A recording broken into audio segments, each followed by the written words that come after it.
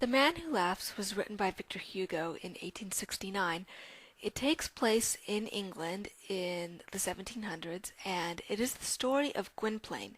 Now, Gwynplaine is a man who, as a child, he was disfigured by a group of men who called themselves the Comprachicos, and they made their living by taking children and deforming them so they could sell them to circuses or to the aristocrats who wanted, to have disfigured servants.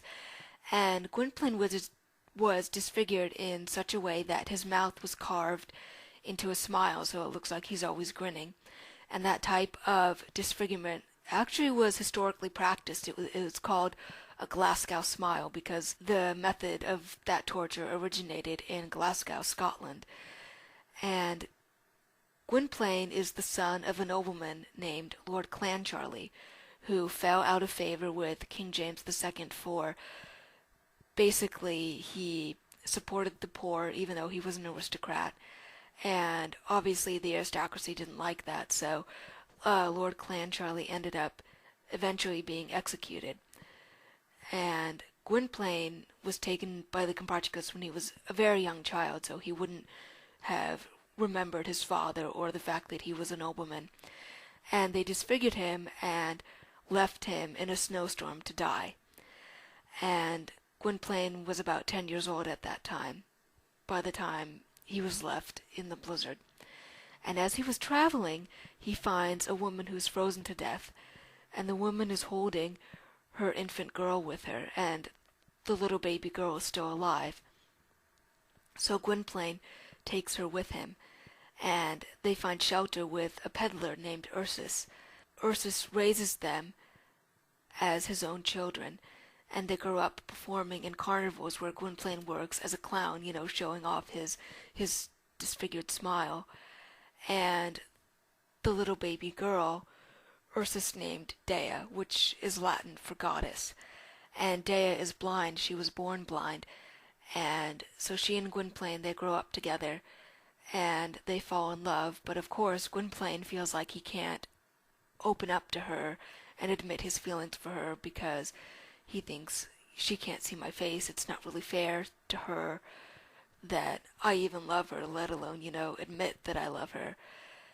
And of course, the aristocracy years later find out who Gwynplaine's father was, and they find out that Gwynplaine is alive, and so they try and restore him to his proper place as an aristocrat. And Duchess Josiana, who is supposed to marry the heir to the Clancharlie estate, she meets Gwynplaine before his heritage is discovered. And, she likes him, she's attracted to him because he seems so graceful and intelligent, but also because she kind of has a thing for deformities. So she invites him back to the palace for a rendezvous, and he at first is tempted and he goes to her, but she laughs in his face, and he goes back home, as he rightfully should.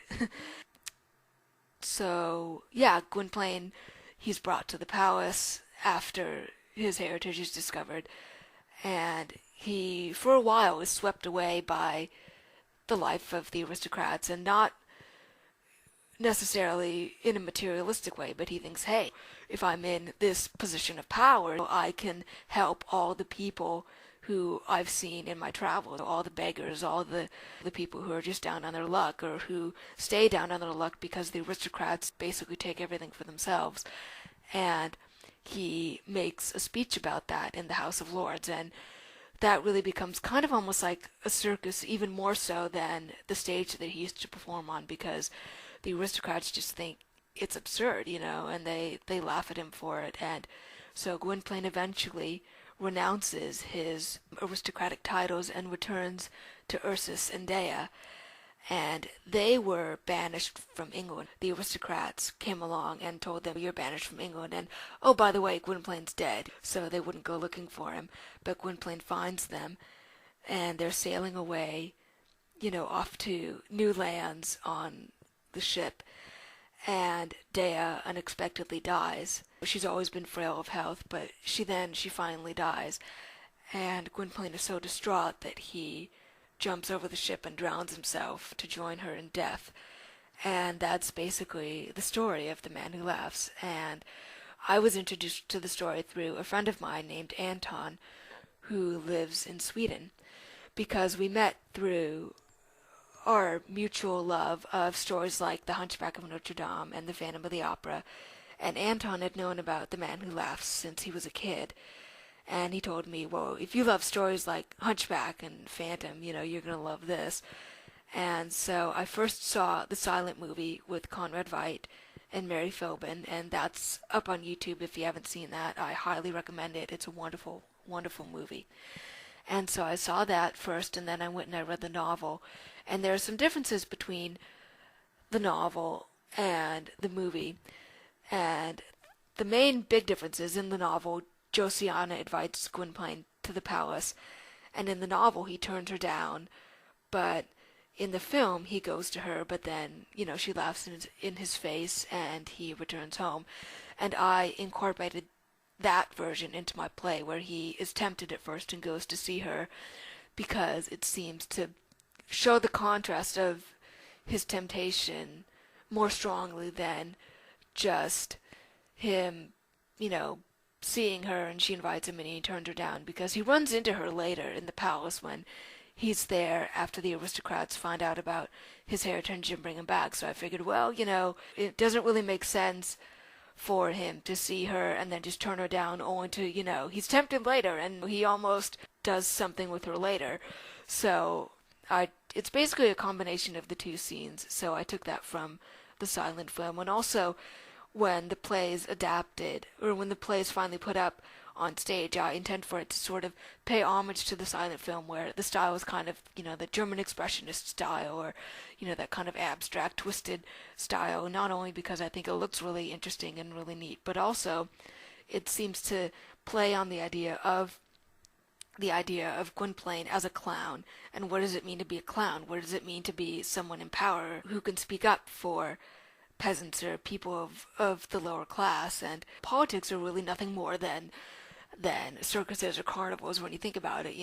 Politicians really just have to act to try and get as many votes as they can, or those types of things. And so I was really moved by that, and moved by the idea of the story. And Anton said to me, I've always wanted to play Gwynplaine.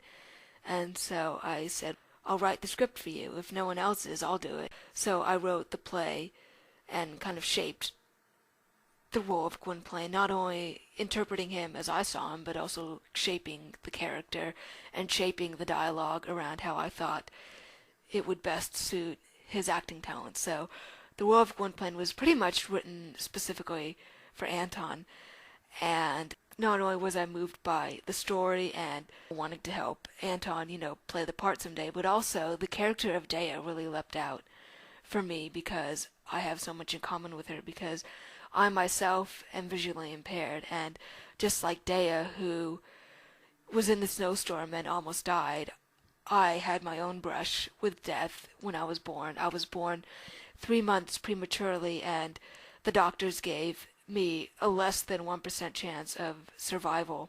I weighed 1 pound 4 ounces when I was born. To give you an idea of basically how small that was, my head was the size of a tennis ball, if you can imagine that.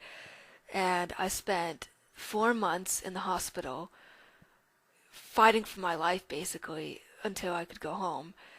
And so the character of Dea really leapt out for me, because there aren't that many characters like her in literature and film. Basically, when I wrote her character, I almost didn't have to research her. I mean, the time period, of course, but as far as her emotions and bringing them to the table of what it's like to grow up as someone who is blind, as someone who faces the challenges of being blind, not only just learning how to do things that basically everyone else can, but doing them differently based on blindness, but also dealing with stereotypes that come from being blind, because they really haven't changed all that much in the past years between when Daya would have been around and when I'm here. Society likes to think, oh, we're so PC now and things have changed, but really, they haven't. So writing the character of Daya and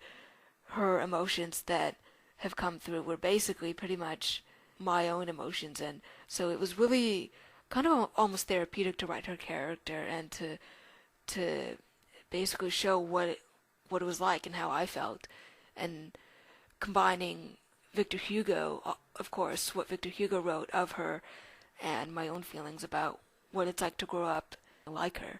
So that is basically the story of The Man Who Laughs and how I came to write it. So, yeah, that's my journey, that's my story, and hopefully you'll stick with me for the rest of it. Thanks for listening.